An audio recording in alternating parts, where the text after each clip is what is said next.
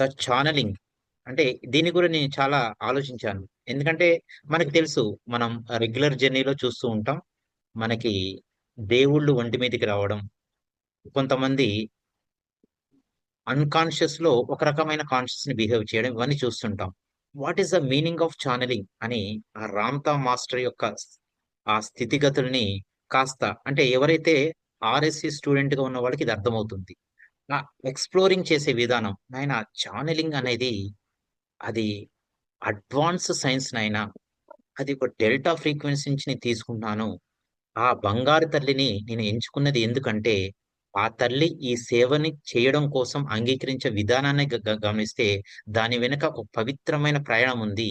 ఆ తల్లికి ఈ జ్ఞానాన్ని అందించడం కోసం అంటే, సర్వమానవాళికి ఈ సత్యాన్ని ప్రబోధించాలి అన్న క్రమంలో, దాని వెనక ఒక అద్భుతమైన ఒక స్పెసిఫిక్ ట్రైనింగ్ చేయించాను అని చెప్పినప్పుడు, దాన్ని అర్థం చేసుకుంటే, ద ద స్పెసిఫిక్ ఛానెల్.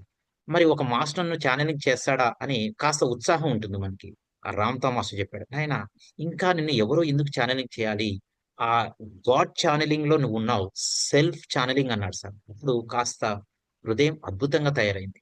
ఆ భగవంతుడి దగ్గర లేనిది నువ్వు కోరుకునేది ఎక్కడ ఉంది? సర్వం ఆ పరమాత్ముడి హృదయంలో కొలువైంది. ఆయన నీకు అభయహస్తాన్ని ఇస్తున్నాడు కదా! యు కనెక్ట్ విత్ సెల్ఫ్ ఛానెలింగ్ అని ఒక పాయింట్ చెప్పినప్పుడు, నాలో ఒక సెల్ఫ్ కరెక్షన్ జరిగింది. అది ఒక హై అడ్వాన్స్ నాలెడ్జ్‌గా చెప్పాడు మాస్టరు. అందుకే ఛానెలింగ్ వ్యవస్థ గురించి నేనెప్పుడు కూడా సెల్ఫ్ ఛానెలింగ్ అంటాం. పదం ఉపయోగిస్తున్నప్పుడు, ఆ పదం వెనక ఒక శరణాగతి, ఒక అద్భుతం ఉన్నప్పుడు సెల్ఫ్ ఛానెల్‌కి మించిన ఛానెలింగ్ మరొకటి ఉండదు. అది నేను తెలుసుకున్న అంశం సార్.